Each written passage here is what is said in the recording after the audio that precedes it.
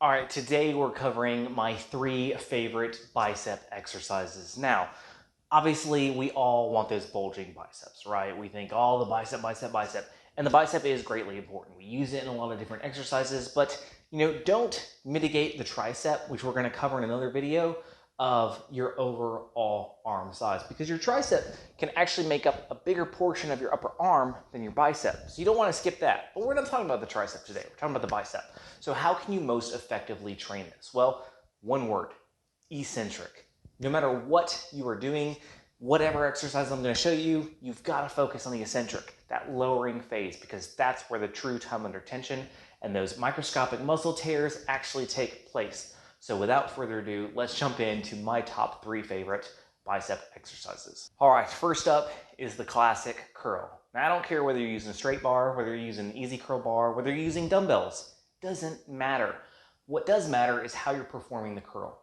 When I sit here and do my curl, I want to be focusing on a lot of things because I see it done wrong all the time. I see a lot of this, that whole shaking of the body, moving around, using the momentum of your body's movement to get it up. That's just not how to effectively build the muscle. So first thing, keep the elbows nice and tucked to the sides.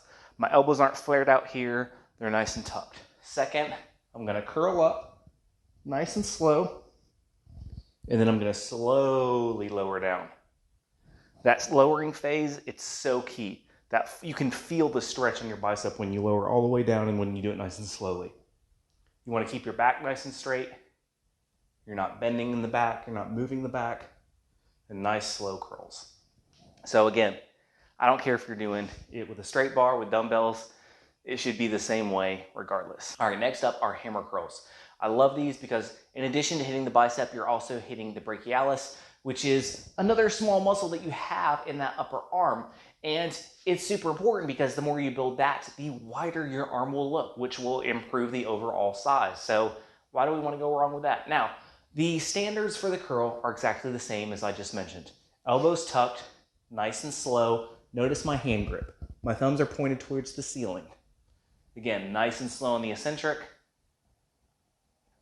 Come up, full curl, slow down. Love, love, love hammer curls. Now, you may ask, should I sit? Should I stand? What should I do for these? The truth of the matter is, anytime you can stand, it's always better. It just is. Because you're engaging your core, you're allowing yourself to get in that stance, that athletic stance. It's more of a full body workout. Now, granted, I'm not working out my full body. I'm working out my biceps. However, when I get off my butt, I no longer can push into the back of the seat to try to get them up. I'm really focusing on the bicep muscle.